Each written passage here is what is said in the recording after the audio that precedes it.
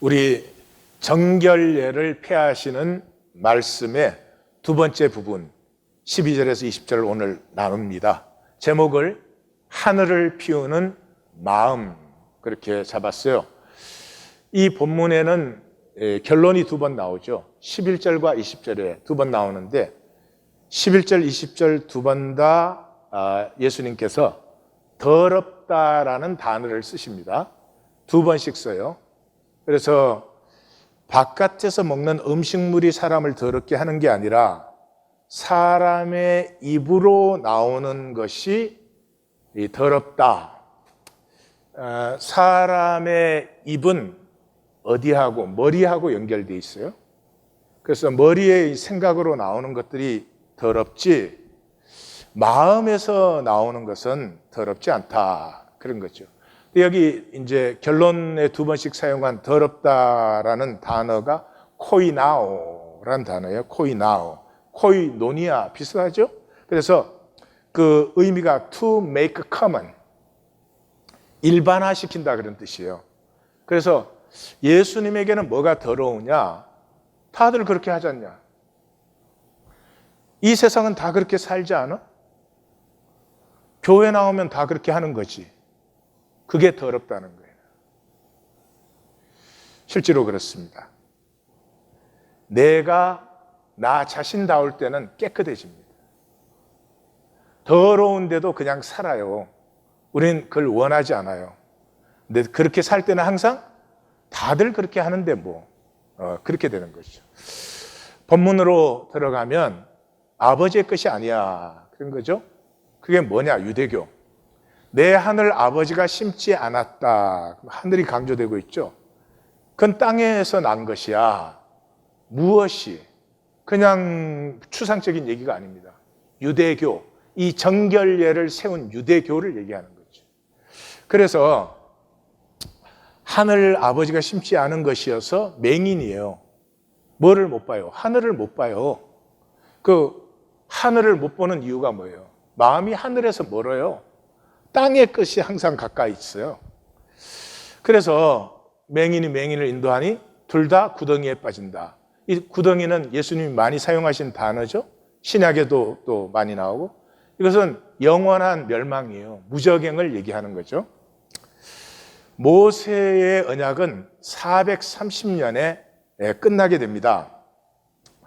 유다의 선지자들이 그렇게 외쳤는데도 이 솔로몬 이후의 솔로몬 종교는 결국 돌이키지 않아요.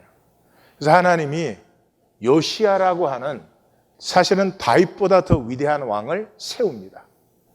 이 요시야는 우상과 산당을 다 제해요.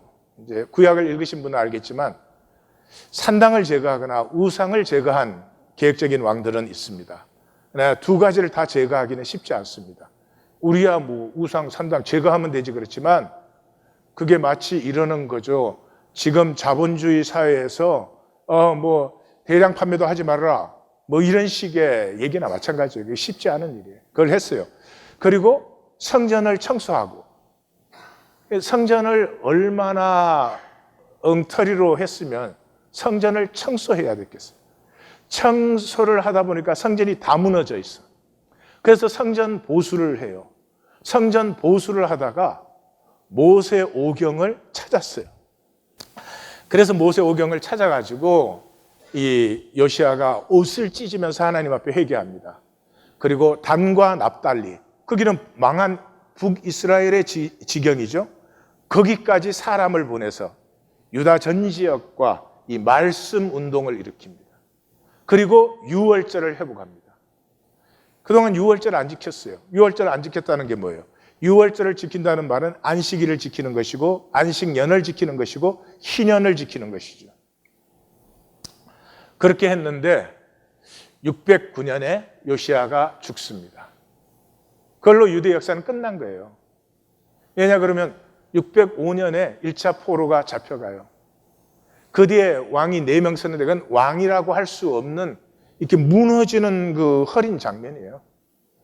그리고 2차로 597년에 이때 테크노크라트들이 다 잡혀갑니다. 이 한민족과 국가의 동공이 생겨버린 거죠. 다시 재건될 수 없는. 그리고 3차가 586년에 포로로 잡혀가면서 이때 예루살렘은 무너지고 성전은 파괴됩니다. 그랬다가 예레미야가 선포한 대로 70년 만에 그 거짓 선지자들이 하나님이 우리 종교를 버릴 리가 없다. 여기 하나님의 성전이 있는데 왜 하나님이 예루살렘을 안 지켜? 절대 아니다. 지금 잡혀갔지만 내년에 돌아온다. 2년 그러면 예레미야가 곱하기 35. 그러면 사람들이 침뱉고 때리고 수염 뽑고 감옥에 가두고 그리고 또 이 거짓 선지자 하나냐가 2년 그러면 또 곱하기 35 그러면 또 맞고 그리고 그 예레미야가 막 견딜 수가 없어서 그 말을 하지 않으려고 하면은 이 불이 붙는 것 같아서 그리고 그 멸망이 눈앞에 있는데 그걸 받아들이지 못하는 그 유다 민족이 안타까워서 내 머리통은 눈물통, 물통이 되어버렸습니다. 그래서 딱 70년 만에 1차 귀환이 스룹바벨을 인도로 이루어지고 돌아와서 516년. 그러니까 하나님에게서는 성전이죠. 586년 만 70년 만에 성전 재건이 됩니다. 그 다음에 하나님이 이제 위대한 역사를 이루셔요. 에스라를 귀환하게 합니다. 이 에스라는 16대가 소개된 사람이에요. 신구약에 이런 일이 없어요. 16대가 소개되는데 이 사람이 말씀의 사람입니다. 그래서 이 사람이 모세오경을 정리한 거예요. 그래서 나머지는 역사서고 시가서고 선지서고 우리가 붙들어야 될 말씀이 뭐냐? 모세오경이다. 모세오경이 뭐냐? 레위의 언약이다. 이걸 다 정리한 분이시죠. 그리고 느헤미야가 돌아와요.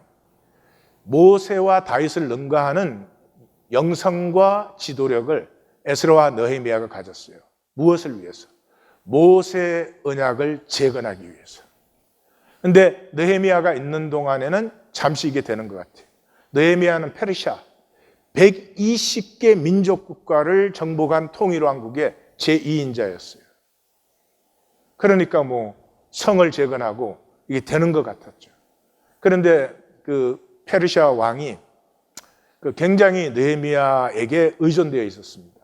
그래서 빨리 돌아와라 그래서 1년을 갔다가 옵니다. 그 당시는 한 번 길이면 몇 달 길이니까.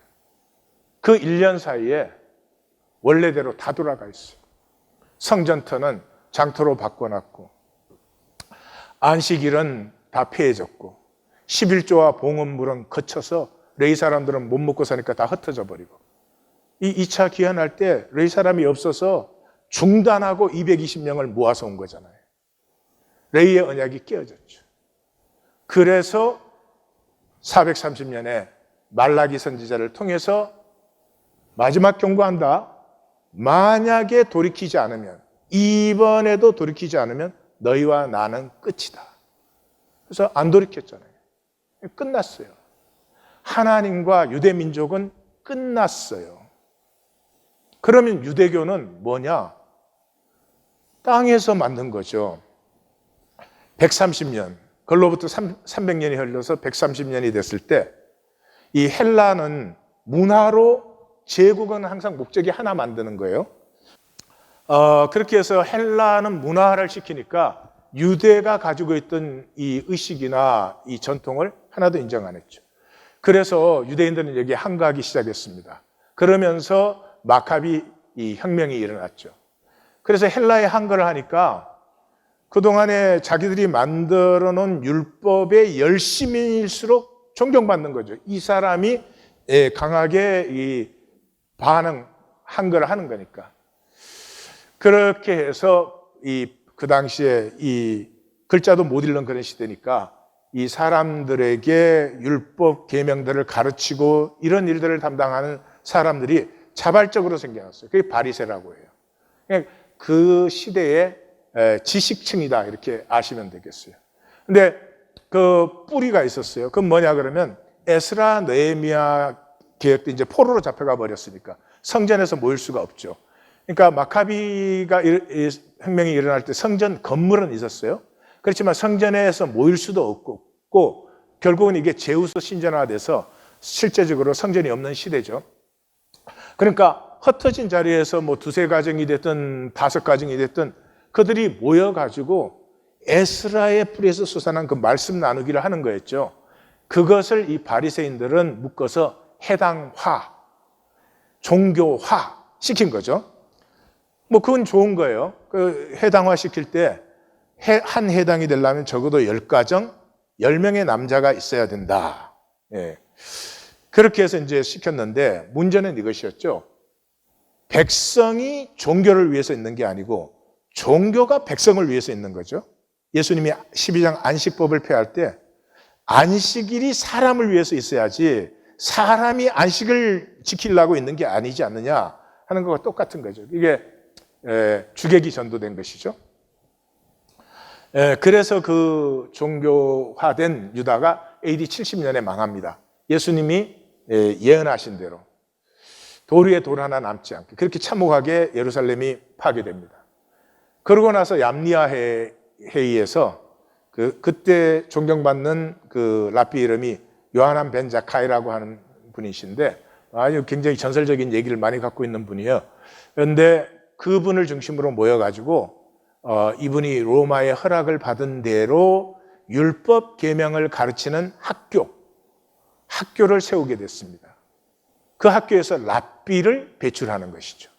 그래서 정확하게 말하면 라비닉 주다이즘, 랍비 유대교가 출발을 했어요. 그러니까 제가 이 말씀 드리는 것은 어제 아침에도 잘 들으셨는지 모르겠지만은 어제 얘기는 트럼프 욕한 것만 생각나세요? 예, 트럼프는 저는 관심 별로 없어요. 미국의 복음주의 기독교라는 게 하늘 아버지께로서 난 것이 아니다 하는 거를 제가 그건 뭐 미국 복음, 한국의 보수 정통이라는 것도 미국 복음주의 수입해 드린 것인데 수입도 좋은 것보다 주로 쓰레기만 수입해 들여가지고 대형교회 만들고 종교 대형화 시키고 이제 이런 짓거리들 한 것인데 그거 다 하늘 아버지께로 난 것 아니에요? 땅의 것으로 만든 것이에요. 그렇게 이제 이게 인간의 역사예요. 그러면 하나님의 계시는 없어져 버립니다. 하나님과 모세 언약은 끝나버렸고 이제는 뭐 인간이 만든 유대교가 생기면 계시는 끝난 거냐? 아니라는 거죠. 하나님이 만든 세계인데 어떻게 하나님의 계시가 없어져요? 하나님의 계시는 항상 실개울로 흘러요. 땅에서 하나님은 숨은 변수예요. 보이지 않아요. 나타나지 않아요. 그래서 항상 그 소수의 남은 자들이에요. 그래서 모세 언약이 끝난 다음에 실개울이 흘러서 어디로 왔어요? 세례 요한의 공동체였죠. 세례 요한의 공동체에서 메시아를 피워냈죠. 그래서 예수님께서 에스라 느헤미야에서 재건한 모세 언약의 개혁을 예수님이 받으셔서 어느 곳에 있든지 하나님의 그 사랑, 피의 언약을 믿는 마음으로 서로 긍휼히 여기며 살아가는 삶, 종교가 아니고 종교가 되는 순간에 차별이 나타나요. 이론이고 공식이니까. 그래서 사도 공동체가 생겼잖아요. 사도 공동체 때 디아스포라 시대잖아요. 그들의 삶의 자리에서 우리는 하나님으로 낳은 한 형제 자매야. 우리 긍휼히 여기고 함께 서로 품어주지 않으면 우리는 피어나지 않아. 피어날 수 없는 존재야. 그 삶을 회복해 주셨는데 그게 또 종교화됐죠. 종교화되기 시작하면서 계시는 어떻게? 수도원 운동이 일어났죠. 아주 신랄 같은. 근데 수도원 운동이 또 이게 또 힘이 되니까 종교화되고 이게 타락하고 그렇게 되니까 어떻게 됐어요? 그 십자군 전쟁 한가운데서 십자군 전쟁은 양심이 있으면 이상하잖아요. 십자군 전쟁 갔다 오면 죄를 다 사해줘. 십자군 전쟁 갔다 오면 잘 살게 해줘, 하나님이.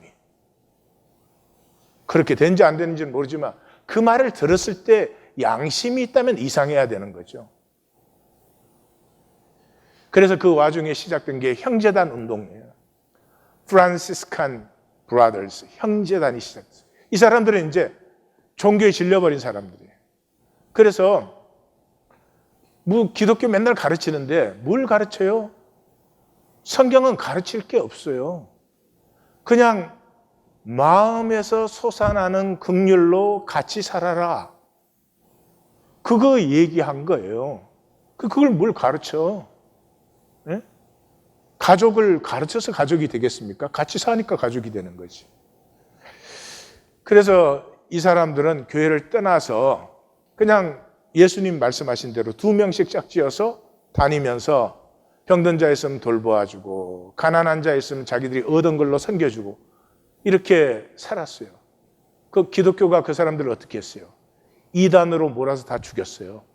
그래서 이 사람들이 알프스 산중으로 숨었어요. 그 산중으로 숨은 데에서 왈도파, 발렌파 전부 다 형제단이에요. 2사람씩 다니면서 사람들을 섬겨주는 삶이죠. 그 12세기에 알프스산에 숨은 사람들이 또 그 겨울이 돼가지고 14세기에 위클리프라든지 얀 후스라든지 이런 개혁자들이 일어났죠. 예. 이 또 그 기독교라는 종교가 이거 어떻게 했어요? 예? 얀 후스 같은 사람, 위클리프는 죽여가지고 장사 지낸 사람 시체를 다시 끄집어내서 교회가 7토막으로 잘라서 그걸 다시 불에 태워 죽였어요. In the name of Jesus. 예수님의 이름으로. 그래도 이상하다 느끼지 않아요. 왜요? 다 그렇게 하니까. 예수님이 더럽다는 단어를 to make common으로 쓰신 이제 그렇죠? 우리는 각자의 하나님의 창조물로 피어날 때 아름답고 맑아요. 근데 남들도 다 그런데 뭐 이러면은 이제 더러워지는 거죠. 그래서 거기에서 후스와 위클리프에서 16세기 종교개혁이 일어나요. 우리 자꾸 마틴 루터만 말하는데 마틴 루터는 어쩔 수 없이 일어날 수밖에 없는 사람이었어요. 그러나 그 종교개혁은 이론적으로는 됐는데 실제적으로는 바뀐 게 또 아무것도 없잖아요. 하나님의 계시는 갑자기 세상의 마지막이 오기 전까지는 심판 전까지는 실개울로 흐를 수밖에 없어요. 그리고 그것은 그냥 솔직한 양심으로 찾는 사람이면 알아요. 하나님에 대해서 뭘 배워요? 하나님이 우리를 창조하셨는데, 하나님이 우리 아버지인데. 그냥 가만히 양심을 열고 생각하면 하나님이 누구신지, 내가 하나님의 자녀라면 어떻게 살아야 되는지 알아요. 종교행위 하라는 게 아니거든요. 그래서 총 결론이 입으로 들어가는 것은 티로 배설되지 않니? 얼마나 답답하시면 이렇게 적나라하게 표현하시겠어요. 먹는 것은 배설물로 나오는 거 아니야? 그게 어떻게 악의 근원이 돼? 입으로 나오는 게 사람을 더럽게 하지. 뭐가 입으로 나와요? 머리에 게. 말은 생각에서 나오는 거지. 마음에서 나올 때는 말이 절제되거나 침묵되어져요. 진짜 사랑하면 사랑한다는 말을 남발하기가 힘들어요. 이 무궁문화는 뭐 햄버거도 사랑하니까 뭐. 그래서 그 입으로 나오는 게 뭐예요? 앞뒤로 악한 생각과 비방. 다 입에서 나오는 거지. 생각 그러니까 뭐 생각이 스포큰 또 생각에서 말이 나오는 거예요. 그 다음에는 6, 7, 8, 9계명. 살인, 간음, 도둑질, 거짓 증거. 그럼 5계명과 10계명은 왜 안 나오지? 앞부분에서 나왔죠. 3절과 4절에서 5계명, 5절과 6절에서 10계명. 10계명이 뭐예요? 탐심이죠. 너희가 하나님 섬겨? 욕심 섬기는 거지. 꼬르반. 사람의 마음은 긍휼의 자리야. 사람에게서 피어나는 것은 긍휼이 돼야 되는데 너희들 종교규칙 만들어가지고 그런 거로 사람 차별이나 하고 그러면 안 된다. 그런 얘기죠. 자, 거듭났다는 것은 우리가 땅에 사는데 하늘을 사는 것이죠. 이것을 위해서 먼저 땅에서 하늘을 사는 것은 불가능하다 하는 것을 아셔야 돼요. 땅의 그릇에 담겨 있으면 우리에겐 그릇이 전부예요. 랍비 유대교에 담겨 있으면 랍비 유대교가 전부인 것 같아. 컨스탄틴 기독교에 담겨 있으면 컨스탄틴 기독교가 전부인 것 같아요. 미국 복음주의 기독교라고 붙이기도 좀 이상하지 않아요? 그럼 미국 복음주의 기독교의 왕자들이 누구예요? TV 프리처들. 어떻게 거기다 기독교라는 말을 붙일 수가 있어요? 또 거기서 배운 한국 복음 정통주의. 그러나 예수님 뭐라 그랬어요? 그냥 두라. 그릇은 어차피 필요해요. 그릇은 온전할 수가 없어요. 시대마다 다른 거죠. 뭐가 중요해요? 그 그릇의 본질이 회복돼야 돼요. 그런데 그릇 속에 담겨 있는 우리에게는 그릇을 초월하는 것은 우리로서는 불가능해요. 그래서 요한복음 3장 31절에 위로부터 오시는 이는 위에 계시고 위의 것을 알고 위의 것을 말할 수 있고 땅에서 난 자는 땅에 속하여 땅에 속한 것밖에는 말할 수 없다. 예수님이 직접 또 말하잖아요. 사람으로는 할 수 없으나 하나님으로는 다 할 수 있다. 이 말이 너네는 안 돼, 내가 하는 거야 이런 얘기 아니에요. 우리에게서는 날 수가 없으니 이것을 허락하신 하나님에게 구하고 찾고 두드려라 그런 말이죠. 그런데 이제 종교는 구하고 찾고 두드리지 않고 파견세일했죠. 왜냐 그럼 땅의 조직이니까 많이 끌어들여야 되고 그래야 힘도 휘두르고 그러거든요. 그래서 어떻게 했어요? 믿고 고백하면 구원받는다 이렇게 했어요. 말이 맞는 말이죠. 믿고 고백하면 구원받는다. 근데 뭐를 싹 뺐어요? 마음을 뺐죠. 성경에는 with heart. 사람이 마음으로 믿어 의에 이른다고 되어 있어요. 머리가 아니죠. 마음은 사랑의 자리예요. 아무 것이나 마음으로 사랑하세요? 아무 사람이나 보면 마음으로 사랑하세요? 그건 인간 가치가 없지. 마음이라는 건 그 자체로 유일성이 있고 초점성이 있고. 근데 그 마음으로를 강조해버리면 어떻게 돼요? 교회 나올 사람이 누가 있겠어요? 마음 싹 빼고 입으로 시인하여 구원에 이르느니라. 그러니까 지금 현대 기독교의 그 믿음은 머리의 계산이죠. 마음은 사랑하는 것이죠. 그래서 현상이 전부예요. 여전히 돈의 세계 속에 있어요. 그래서 마음의 삶을 상실했어요. 마음에서 나오는 것은 영원해요. 패할 수도 없고 영원한 가치고. 그래서 뭐 열심히 살긴 사는데 도대체 1년 전 것도 기억이 잘 안 돼요. 다 쓰러지는 것이죠. 왜 이렇게 되죠? 마음이 뭐니까. 마음이 내게서 멀어요. 내게서 멀면 뭔가 다른 것에 가깝죠. 어디에 가까워요? 돈에 가깝죠. 마음이 돈에 가까워지면은 긍휼이 메말라 버려요. 네, 부부 사이를 생각해 보시면 알잖아요. 부부가 돈에 가까우면 서로 간에 긍휼이 없어져요. 성경은 말이죠. 우리가 개인적으로 얼마나 잘 믿었느냐, 얼마나 올바로 믿었느냐 별로 관심이 없어요. 개인적인 노력이나 성취가 아니에요. 소속이에요, 소속. 너는 어디에 속했냐 하는 거죠. 마음의 세계에 속했냐, 머리의 세계에 속했냐. 머리의 세계는 돈이잖아요. 돈으로 다 돌아가는 거 아니에요? 뭐 사람이 죽어도 돈으로 계산하니까. 그래서 예수님이 하나님과 재물을 겸하여 섬기지 못한다는 말은, 섬긴다는 말은 소속을 얘기하는 거죠. 그러니까 현대 종교는 마음은 돈에 기울여 놓고 하나님 할 수밖에 없죠. 왜 그래요? 함정에 빠졌어요.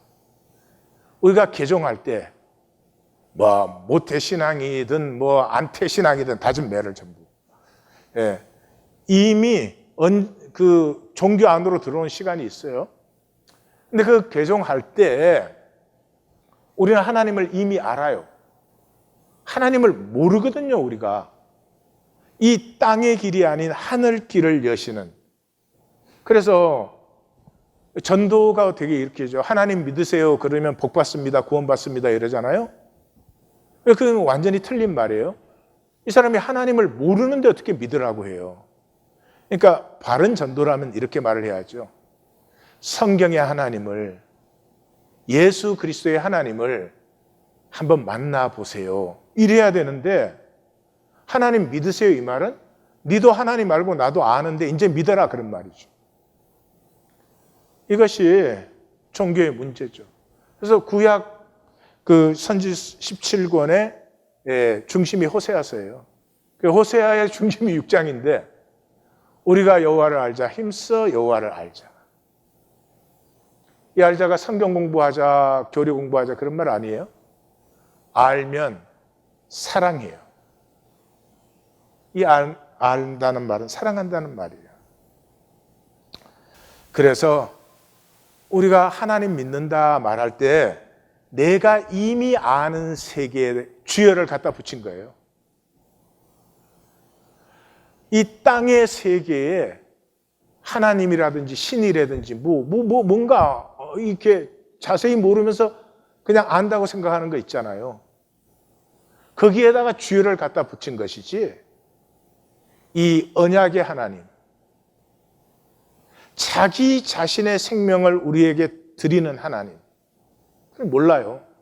그러니까 하나님 믿어도 내가 알던 세계 속에 내가 그대로 있으니 내 삶을 바꿀 필요가 전혀 없어요. 그래서 교회가 세상보다 더 세상적이에요. 전 교회 처음으로 들어왔을 때 제일 놀란 게 세상 계급장이 이렇게 효과 있는 데는 교회밖에 없어요.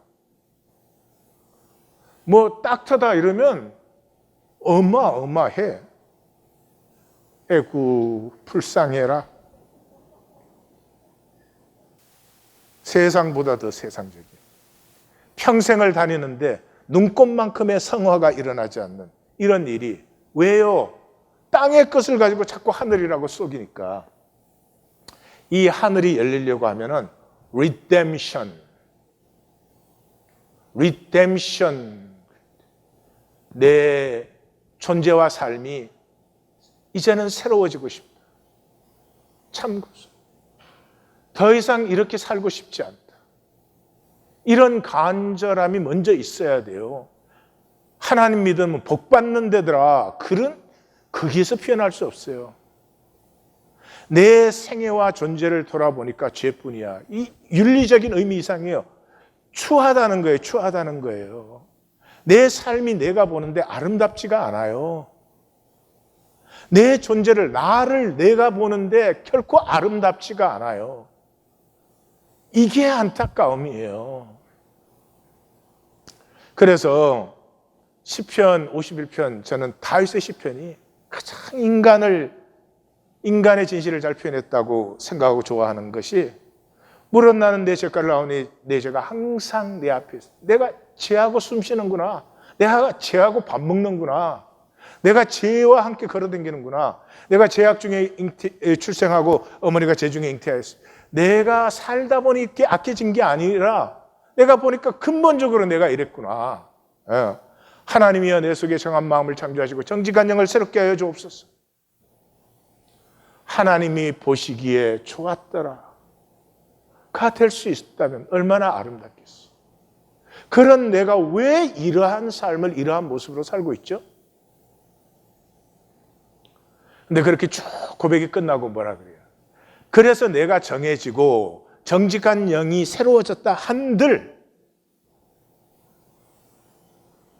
그것이 하나님에게 얼마가 되겠어요? 상한 심령, 상하고 통회하는 마음. 그래서 이 땅의 유일한 아름다움은요, 땅에서 하늘을 바라기 때문에 뭐 이게 땅은 1이면 하늘은 억이잖아요. 내가 여기서 100이 되었고 많이 되었어도 부족함밖에 못 느끼는 안타까운 마음. 부모의 마음 그렇지 않아요? 자식을 사랑했다고 내 아무리 봐도 너무 많이 사랑한 것 같아. 그런 거 없잖아요. 우리 윤동주의 서시를 같이 한번 읽으십시다. 죽는 날까지 하늘을 우러러 한 점 부끄러움이 없기를 잎새이는 바람에도 나는 괴로워했다. 별을 노래하는 마음으로 모든 죽어가는 것을 사랑해야지. 그리고 나한테 주어진 길을 걸어가야지. 오늘 밤에도 별이 바람에 스치운다. 모든 죽어가는 것이니까 생명이 있는 거죠. 이 땅의 생명이라면 다 사랑의 대상이죠. 잎새이는 바람에 내가 괴로워했는데 별이 바람에 스쳐요. 별은 하늘이고 바람은 땅의 것이죠. 그러니 잎새이는 바람에 내가 괴로운데 하늘은 얼마나 아프겠어요. 이것이 생명을 사는 사람이에요. 그 하늘을 산다는 말이 굉장히 추상적이어서 제가 다르게 표현하면 초월적인 목적성을 갖는다. 이상은 존재의 보물이다. 이상이라는 것은 마음의 소망이에요. 머리의 소망은 소망이 아니에요. 욕망이지. 이상은 마음의 소망이에요. 이게 존재의 보물이에요. 어떤 관광객이 모로코를 갔더니 모로코의 그 갈대를 가지고 바구니, 모자 뭐 이런 걸 이렇게 만들어서 파는 할아버지가 있어요. 근데 너무 잘 만드는 거예요. 그래서 이분이 머리를 팍 돌렸어. 저거 미국 갖고 가면 대박이다. 그래서 이제 딱 물었어요. 이거 하나에 얼마씩이요? 그러니까 그 할아버지가 하여튼 뭐든지 한 개 10불이요 그러는 거예요. 그래서 이 관광객이 딱 그랬어요. 그러면 할아버지 제가 10만 개를 주문하면은 몇 불에 주시겠습니까? 그래서 이 할아버지 깜짝 놀라가지고 10만 개씩이나? 거기를 갸우뚱 생각을 하더니 10만 개면 100불은 돼야 되겠는데 이러는 거예요. 그래서 이 미국의 이 자본주의 머리 인간이 아니 10만 개면 할인을 해 주셔야지 어떻게 값이 더 비싸집니까? 그러니까 할아버지가 여보 나 이거 하나 이렇게 만들어서 사람들이 좋아하고 그 좋아서 사가는 모습 보면은 좋아서 나 이거 하는데 아니 10만 개 똑같은 걸 만들려면 나 빨리 죽어. 그 100불로 해도 안 될 것 같아 이러는 거지. 우리의 삶을 좀 생각을 해보십시오. 본질을 추구하면 행복하고 하늘이 피어나요. 머리 빡빡 돌려서 이익을 추구하면 복될 것 같지만 자기 복을 자기가 막아요. 내가 얼마나 잘 사느냐가 아니고 내가 얼마나 풍성한 사람이 될 수 있느냐를 추구하시면 그건 반드시 이루어지고 피어나고 누릴 수 있어요. 근데 본질을 추구하지 않고 욕심을 내가 얼마나 더 가질 것이냐 이래가지고 얼마나 가난한지 말로 못해요. 스승한테 이제 사람들이 물었어요. 이거 뭐 사는 게 정말 이 엉망입니다. 그러니까 스승이 물었어요. 그럼 왜 삽니까? 그랬더니 첫 번째 사람은 죽지 못해서 삽니다. 죽지 못해서. 왜 거기 갔었어? 두 번째 사람은 이렇게라도 좀 벌어야지 노후에 걱정 없이 살 거 아니오. 그래요. 세 번째 사람은 아니 나 죽으면 가족은 누가 먹여 살립니까? 열심히 일해서 가족 먹여 살려야지 이러는 거예요. 그래서 스승이 그러니 어떻게 행복할 수가 있겠어? 죽음, 늙음, 생존 땅의 끝만 바라보며 사니 그러니 삶이 힘들지요. 좀 꿈을 꾸시오. 이러니까 이제 이 세 사람이 또 그래요. 이상이 밥 먹여줍니까? 사람이 좀 잘 살아야지. 그리고 잘 사는 게 뭐예요? 그러니까 명예도 있고 좀 사랑도 있고 돈도 있고 이래야죠. 그 스승이 물었어요. 그러면 명예 있는 사람은 왜 불행합니까?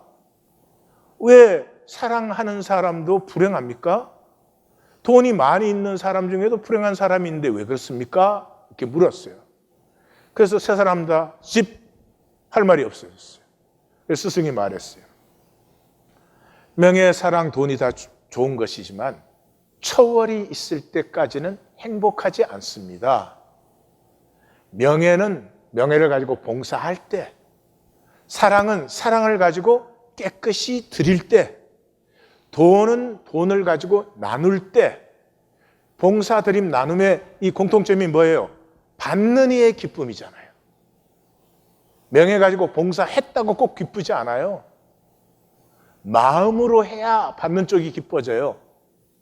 그래서 마음으로 이렇게 나눌 때 그 기쁨을 누리는 모습 속에서 나의 가치를 느끼고, 나의 가치를 느끼는 것이 행복이요. 그렇게 얘기를 했어요. 사하라에 사막지가 있어요.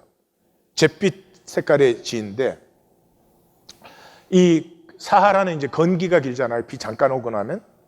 건기가 오기 시작하면 이게 풀뿌리를 모아요.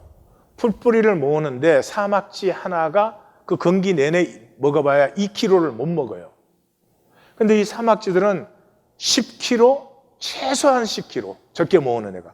어떤 애는 100kg 모으는 애도 있어요. 그러는데 그러니까 대부분은 썩혀버리는 거예요. 그러는데도 이걸 모으지 못하면 불안감 때문에 날카로운 소리를 질러대면서 막 그러면서 난리들을 치는 거예요.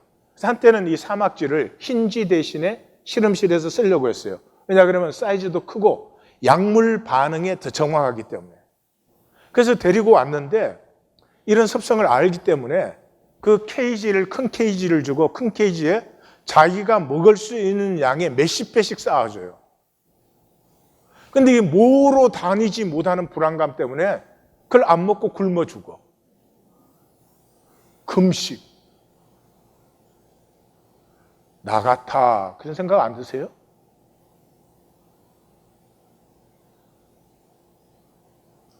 지금부터 한 푼도 안 벌어도 죽을 때까지 굶어서 못 죽어.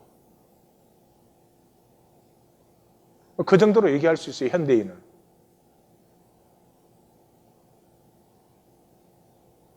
뭐가 불안해요? 못 모으는 게.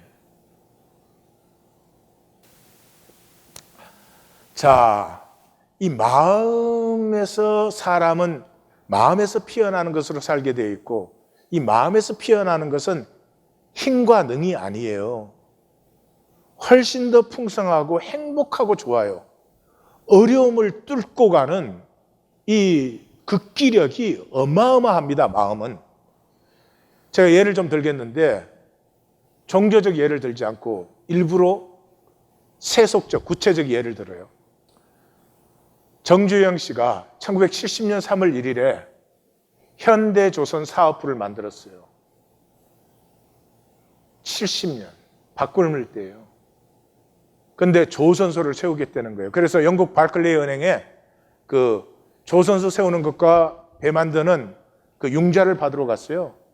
그러니까 바클레이 은행이 엑스포트 크레딧 개런티 디파트먼트에서 영국의 ECGD 디파트먼트에 그 보정을 받아오면 이제 돈 빌려주겠다는 거죠. 그래서 이제 ECGD 디파트먼트를 찾아갔어요. 정주영 회장을 보고 너네는 배 한 척, 아니 똑딱배 한 척도 만들어 본 적이 없는데 무슨 조선세를 세우냐. 그러니까 정주영 회장이 그때 당시 500원짜리 돈을 딱 꺼내가지고 거북선을 보여주면서 우리는 16세기에 만들었다. 딱 그러고는 그랬어요. 해군청에 확인해봐라. 그래서 해군청에 연락을 했더니 연락이 딱 왔어요. 맞았다. 한국이 16세기 그 배를 만들었다는 거예요. 그래서 이제 이 디파트먼트가 그렇다고 쳐도 지금 너네는 배 주문 한 척도 받은 게 없는데 뭘 믿고 너네한테 돈 빌려주라고 하냐. 안 된다. 그러니까 이 라바노스라고 하는 그릭 선박 회사예요. 거기를 찾아가가지고 유조선이 제일 쉬운 거예요. 유조선은 그냥 박스야. 거기다 엔진만 달면 유조선이 돼. 그래서 유조선을 거의 돈을 안 남기고 싼 값에 2척을 주문받았어요. 이거 딱 갖고 와서 우리 주문 있다.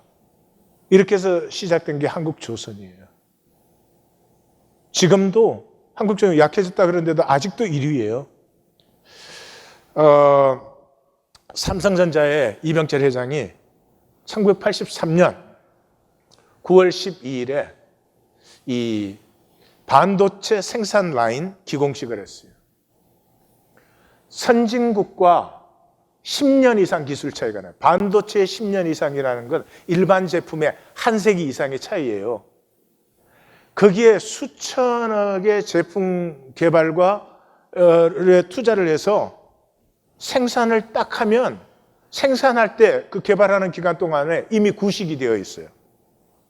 당시의 삼성의 재무 능력과 기술 수준으로는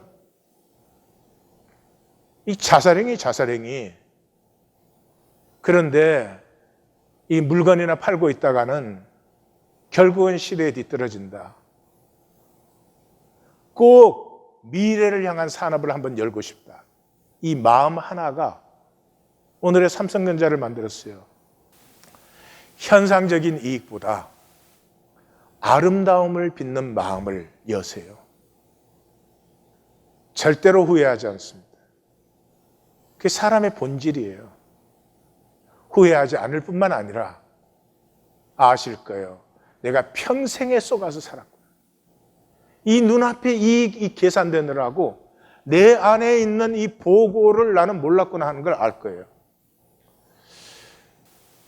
우리 한국에는 이성예 할머니라고 있어요. 아실 거예요, 분명히. 전주 성심여고 정문 들어가는 쪽에 민가가 하나 붙어 있어요. 근데 그 학교가 이 시세에 2배, 3배를 주고 팔으라고 해도 이 할머니가 팔지를 않아요. 자식들은 다 서울로 올라가서 잘 사는데 자식들이 와서 같이 살자 그러는데도 안 가요.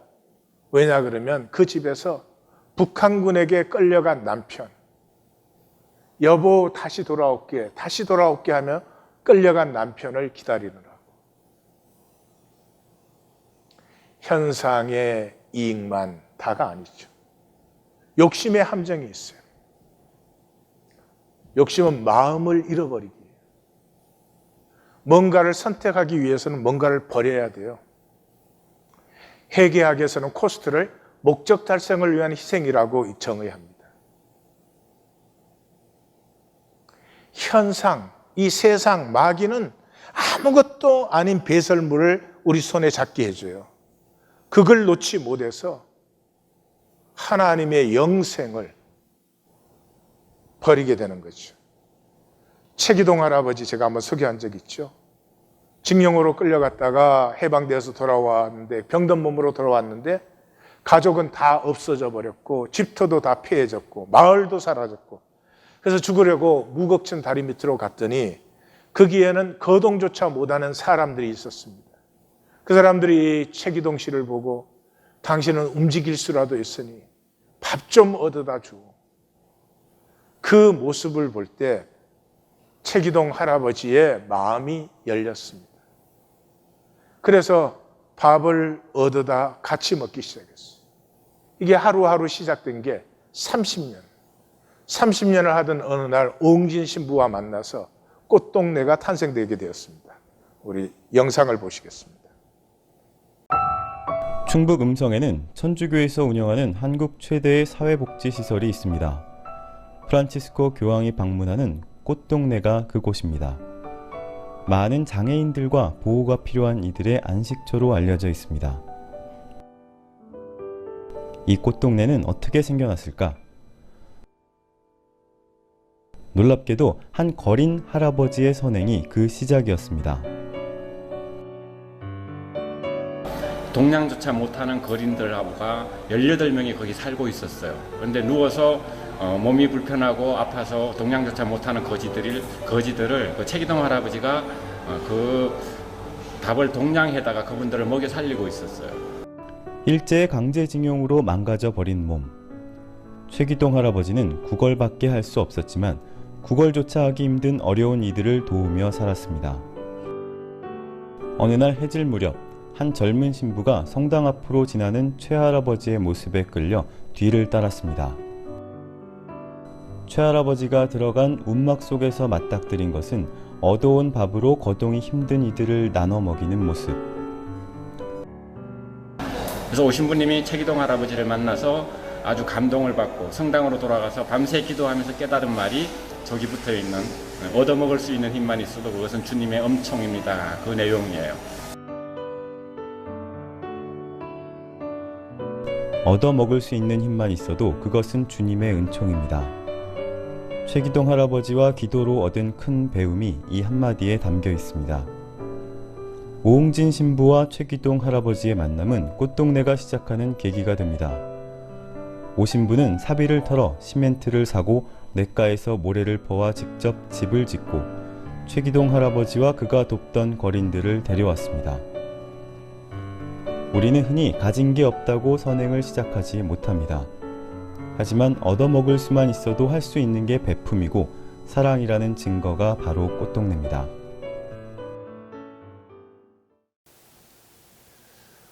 얻어먹을 능력밖에 없어도 마음이 열리면 그 생명은 풍성합니다. 생명이 피어나기 때문에. 모든 지혜와 능력을 다 가지고도 머리로 계산하면 삶은 참으로 초라해집니다. 왜냐 그러면 마음에는 초점성이 있습니다. 마음으로 할 때는 초점성이 생깁니다. 사랑이기 때문에. 그래서 바람과 함께 사라지다를 이제 영화로 만든 분이 빅터 플레밍 감독이신데 1939년에 영화로 만들었어요. 아카데미상 10개를 받았습니다. 13개인가 그때 캐테고리가 14개인가 할 때 다 쓴 거죠. 1976년에 MBC가 이걸 방영을 했을 때 시청률이 65%. 400만 불 들여서 만든 영화인데 8억 1천만 불 이익을 냈습니다. 지금까지도 이만한 수익률을 올린 영화는 없습니다. 무엇이 이 영화를 그렇게 만들죠? 초점성이에요. 이 플레밍 감독이 1930년에 만들 때 1920년에 미국의 여자 투표권이 결정됐어요. 1차 대전 때 여성들의 힘을 다 보여줬습니다. 그래서 이제 여성들도 우리도 이 인격적인 대접을 받고 항상 남자들의 보조나 돼야 되고 술 먹고 들어와서 때리기나 하고 이런 것이 아니라 우리의 어떤 삶과 진실을 회복하고 싶다. 이런, 그리고 또 모두가 그래야 된다 하는 것이 팽배한데 생각을 해보십시오. 1940년대 사회적으로는 그렇게 되어지질 않아요. 그래서 이 여성의 강인함에도 불구하고 사회라는 체제에 부딪혀서 좌절되는 그 아픔을 표현하고 싶었어요. 그래서 그 당시 이미 뭐 미국에 베티 데이비스라든지 캐서린 헵번이라든지 이런 유명한 여배우들이 있었지만 쓸 수 없었어요. 뭐 여자 뭐 예쁘고 사랑받고 뭐 이런 이미지 갖고는 안 되니까. 그래서 유럽에 가서 찾다가 영국에서 비비안 리를 만나서 이 배우다. 그리고 데리고 왔어요. 그러고는 그 원작이 있는 작품을 대사를 만드는 사람을 3명이나 사용했어요. 그 피를 토하는 대본을 좀 써보시오. 피를 토하는. 예, 그래서 그리고 그 당시 이게 밑에 이렇게 크게 번지는 그런 드레스 여자가 입을 때잖아요. 그게 이제 대나무를 넣어서 만든 건 굉장히 쌉니다. 근데 그걸 원래는 이제 안에 레이스를 겹겹이 넣어서 만드는 건 굉장히 비싸요. 근데 배우에게 그걸 입혔어요. 그러니까 이 저역으로 밀린 미국 배우들이 막 불평했죠. 보이지도 않는 거에 뭐 저렇게 돈을 많이 쓰냐. 그러니까 플레밍 감독이 보이지 않아도 입는 사람은 안다. 그러니까 그 한 가지를 표현하기 위해서 전체를 다 드리는 거예요. 거기에서 만들어진 장면 하나가 지금 제가 보여드리는 25초의 세계의 명장면이에요. God is my witness. As God is my witness, they're not going to lick me. I'm going to live through this, and when it's all over, I'll never be hungry again. No, nor any of my folk. If I had to lie, steal, cheat, or kill, as God is my witness, I'll never be hungry again. 자기가 버틀러를 사실은 사랑하는데 자기가 애슐리를 사랑하는 줄 평생 착각하고 살았죠. 그래서 버틀러가 떠나고 그리고 집은 불타버리고 그 자리에서 하나님 똑바로 들으세요. 내가 도둑질, 강도질, 살인을 하는 일이 있어도 결코 다시 쓰러지지 않을 것이며 나는 굶지 않을 것입니다 하는 이 한 장면을 만들어내기 위해서도 그래요. 근데 이 땅에 살면 초점이 없어요. 왜냐하면 욕심은 초점이 없어요. 그냥 뭘 많이 가지고 싶은 것이지 내가 원하는 것이 없는 거죠. 이제 떡과 잔의 시간으로 들어갑니다. 실개울로 흐르는 계시에 그것에 우리가 붙들림 받기를 원합니다. 남은 자의 역사, 모두가 하는 대로 따라하는 것이 아니고 다들 그렇게 하니까 마음에는 약간 걸려. 그쵸, 뭐 다 그렇게 하잖아. 이젠 그것이 아니고 내 마음이 허용하지 않는 것은 나는 허용하지 않습니다. 내 마음의 진실을 가꾸고 싶습니다 하는 시간으로 들어갑니다. 3가지 그만합시다. 눈 감고 아웅 그만합시다.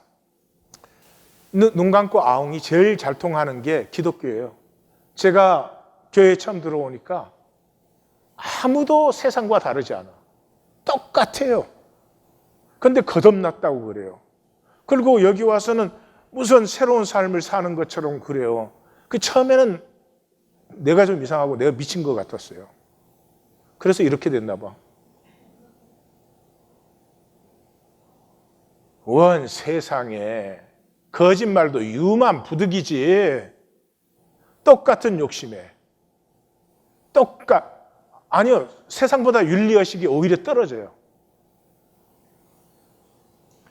근데 주여 주여 하면 다 끝나. 이제 그거 그만하십시다. 허상이 주는 강박감도 그만하십시다. 할아버지가 용의 모형을 만들었어요. 그리고 손자에게 메뚜기 몇 마리를 그 모형 안에 넣어줬어요. 1시간도 못 돼서 메뚜기가 다 죽었어요. 그 다음에 메뚜기를 꺼내고 조그마한 개구리 몇 마리를 그 모형 안에 넣어줬어요. 30분도 안 돼서 이 개구리가 입 쪽으로도 나오고 꼬리 쪽으로도 나왔어요. 메뚜기는 자기 성질을 못 이겨가지고 막 하다가 그 안에 다 죽어. 근데 개구리는 가만히 있다가 바람 들어오는 쪽으로 한 발자국 팔짝 뛰어요. 또 가만히 있다가 팔짝. 그래, 앞으로 나오든지 뒤로 나오든지 다 살아. 30분도 안 돼서. 세상이 우리한테 뭐 가르쳐요? 밤낮 없이 막 뭘 대단히 잘 산다고. 좀 가만히 하나님 앞에서 침묵하시고 내 양심이 어디로 움직이는지 그 양심을 따라 한 발자국 옮겨보시고 또 한 발자국 옮기시고 절대로 후회하지 않습니다. 내 삶이 나에게 떳떳해지기 시작합니다. 현상의 허상의 강박감 그만하십시다. 현상적 목표의 허상에 시달리기도 그만하십시다. 엘리야가 갈멜산에서 위대한 역사를 이루었습니다. 이제는 야훼 시대가, 이제는 엘리야의 시대가 올 줄 알았어요. 하나님이 그걸 잡아다가 썰어져 죽는 거 버려둬도 괜찮은데 잡아다가 호렙산에다 딱 세우고 큰 바람이 지나가요. 큰 지진이 일어나요. 큰 불이 있었어요. 그 가운데 하나님이 안 계셨어요. 하나님이 어디에 있었어요? 우리는 세미한 음성 그랬는데 Sound of Silence, 침묵이에요. 침묵에서 들리는 음성이 있어요. 너 주여 주여 하면서 실제로는 이세벨처럼 되고 싶었던 것 아니야? 현상적으로 강력해 보이는.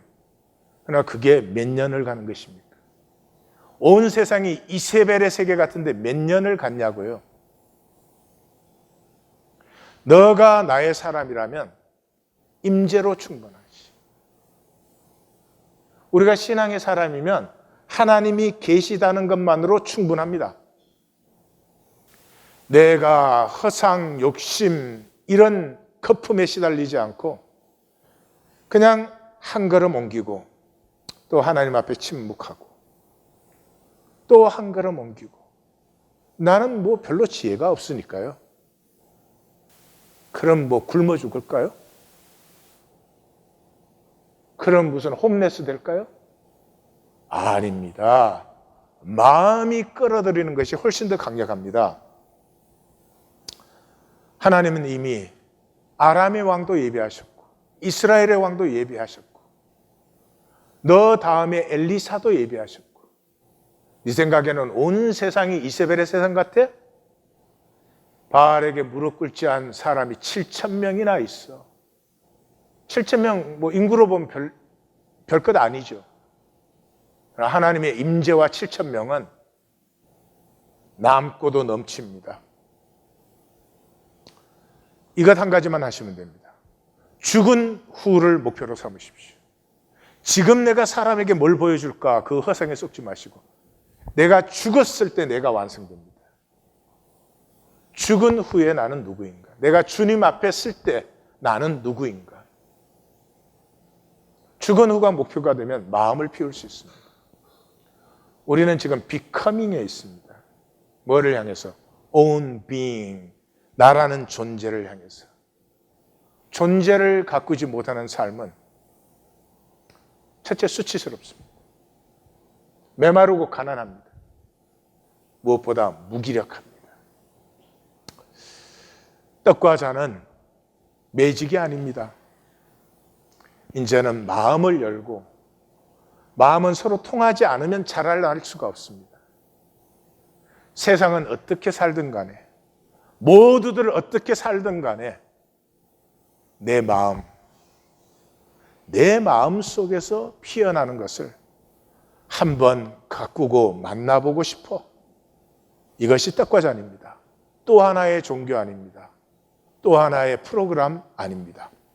자, 기도하십시다.